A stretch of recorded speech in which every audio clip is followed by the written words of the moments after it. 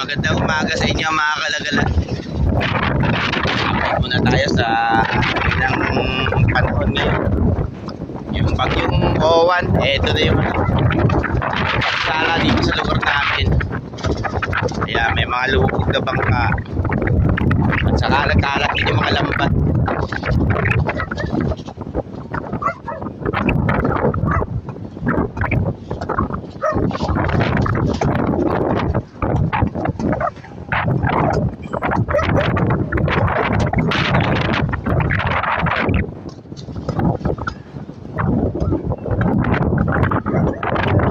Tayo dito mga kalagalan, tingnan natin yung ano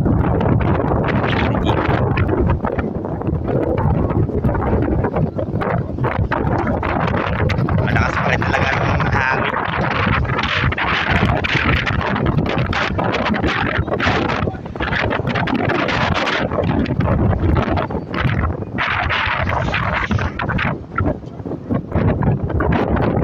Kaya baka na ano dyan, na anod lambat?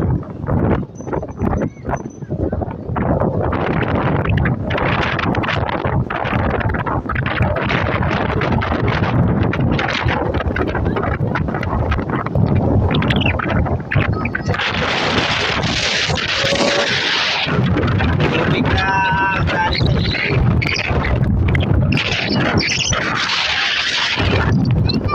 Baka wala nang dam kagabi. Kaya yun ang nangyari, marami mga patangay ng ano ang ilog gawa ng nagpakawala ng dam, yun nagbaha.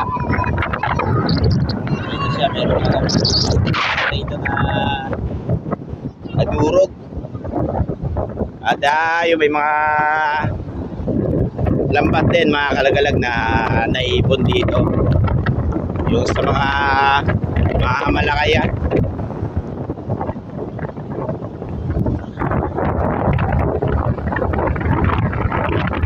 Dito muna tayo, tignan natin mga kalagalag yung mga nangyari dito, mga kaganapan na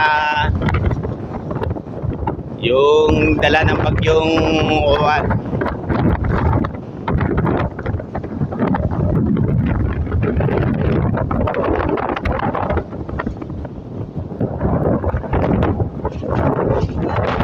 Kahapon yung bangka ko, mga kalagalag doon pa sa ilog. Hindi ko pa sinisilip kung ano na nangyari sa atin niya doon.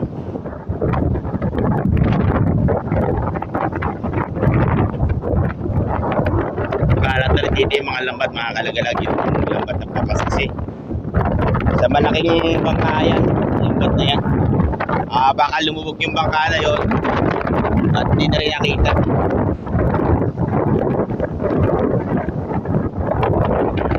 Ay babangka na yan, kaya nila na maayos doon. Naisisip dito sa kanilang bahay, nailagay nila sa safety. Siguro yung iba hindi na nagapan, ayun tinangay.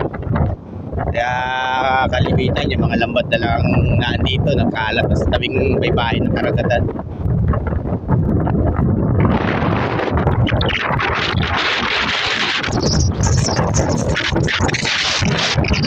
Gabi yung paglaki ng tubig, kaya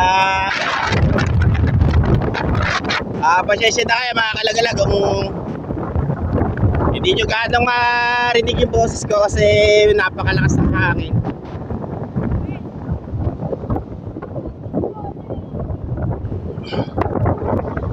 Sisilipin ko na rin yung kalagayan ng bangka ko rito. Baka kung ano na yung nangyari o natangay.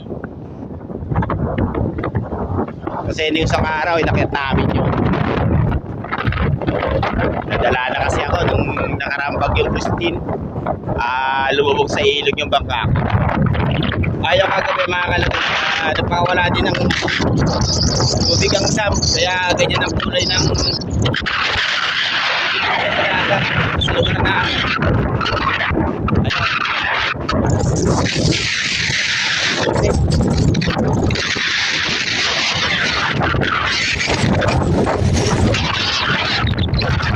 medyo malakas pa rin talaga. pa nakakalayo yung Bagyong Owan. Nagliliparan yung buhangin.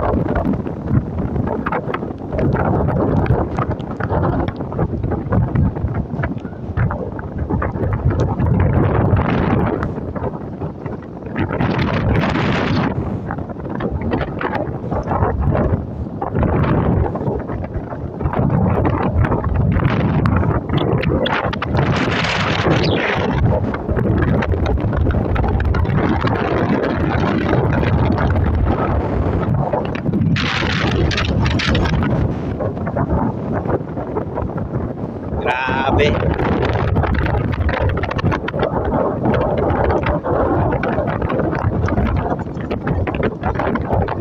Ngayon lang nangyari ulit itong ganitong bagyo na sobrang lakas talaga, halos sa COVID yung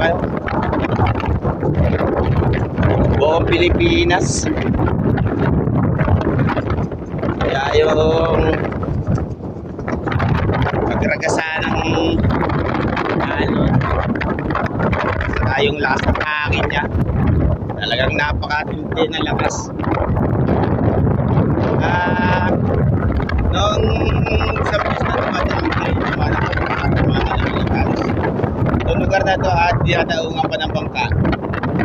Ngayon yun, yung mga bangka nila, sinisip nila doon.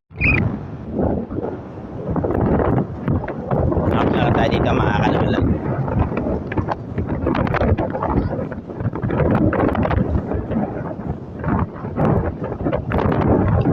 Diretso na rin ako doon sa lugar ng hulugan. Hindi naman totally makakalagalag ako makakatawid dyan dahil sobrang lakas ng agos. Wala din magse-service na bangka na tatawid doon sa kabila. Sisilipin ko lang kung maayos. Kakamamayang hapon makakalagalag doon kami pumunta sa doon kami dumaan sa kabila. Kasi dito delikado, medyo malakas pa yung agos niya.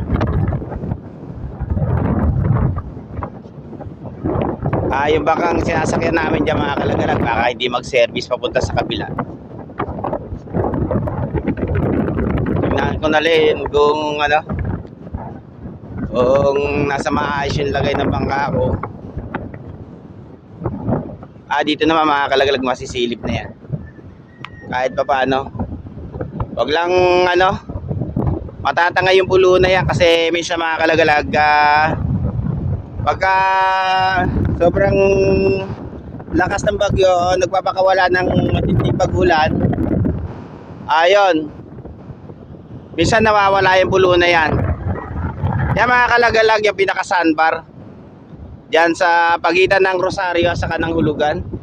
Yan, pag nawala yan mga kalagalaga, talaga matindi na yung pagpapakawala ng ng tubig, ng dam.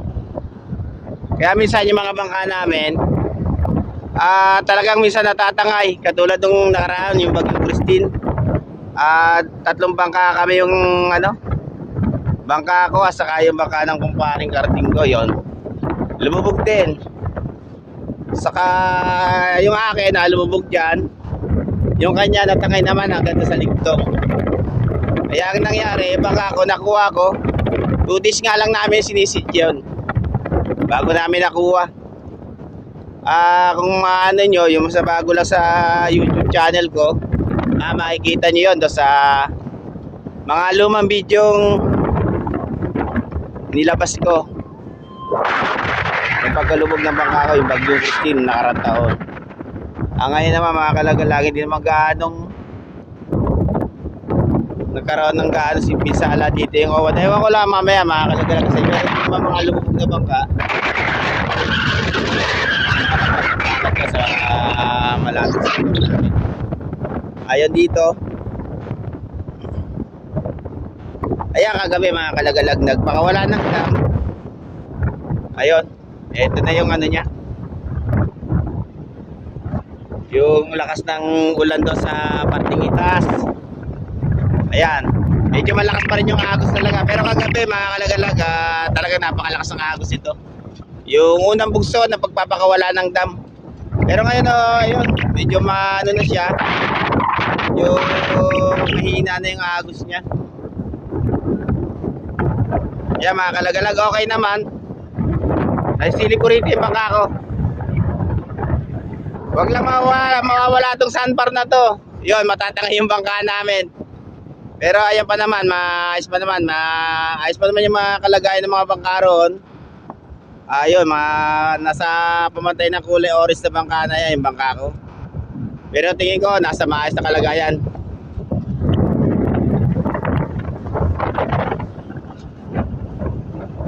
Kaya mamaya mga kalagalag, pupunta kami ron.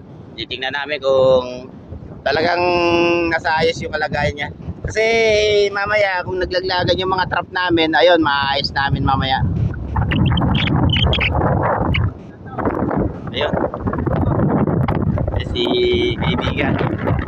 Sino siya tatay? Ayun. Team Lagalag channel to yan. Team Lagalag channel. Okay, subscribe. Ayun mga kalagalag. Thank you naman. Dito na namin.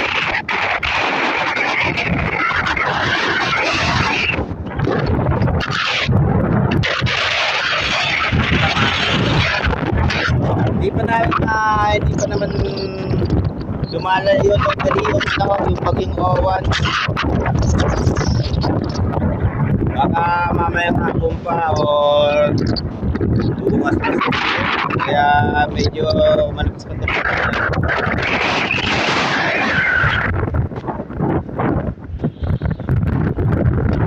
Nakapawin na mga kalagalag. Kita-kita na lang tayo doon, nakalugar na. Ano ba yung ano? Yung mga trap ko doon, mga kalagalag. Ayun, doon na lang, nakalugar na mga kalagalag. Kaya mga kalagalag, dan tayo dito sa ano. O, saan galing yan? Sa lambat. Ayun mga kalagalag, yung ano, yung lambat na mga naadod nga pala. Ng bagyong owan, yung mga bangka, mga kalagalag na ano. Natangay. Ito si Jeffrey, malakas yung bila. O, ayan na. Ayun, tinangay daw sa ilalim ng tulay. Ay, lukos na yung flow mo talaga. Kung sinilapin mo, tulungan Ayan, Jeffrey. mapakinabangan nila yan.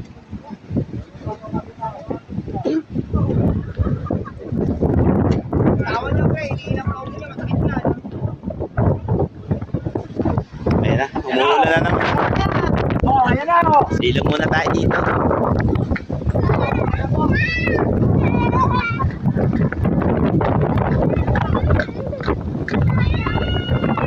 Nagkakaguluhan nila yung ano, yung lambat.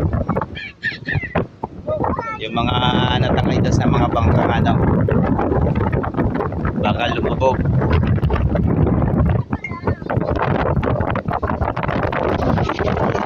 Kaya mga kalagalag, sumilong muna ako rito sana na may tulay.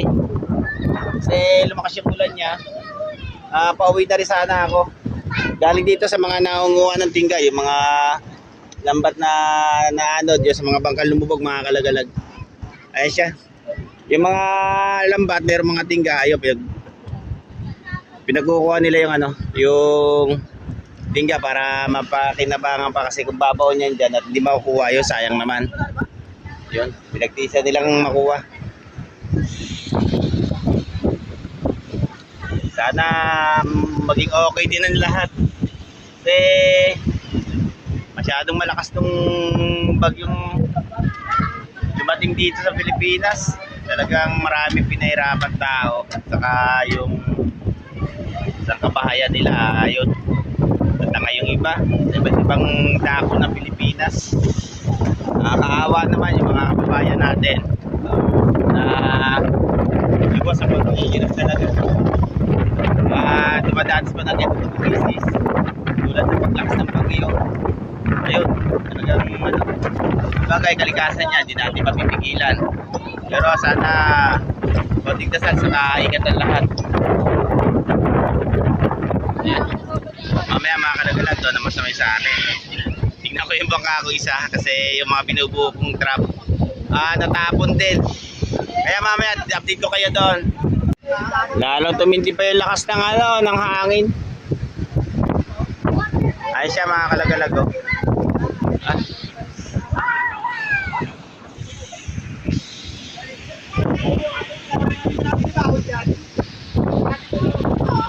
Madilim ang ano, karagatan. Halos hindi makita yung ano ng hangin. Sa ulan.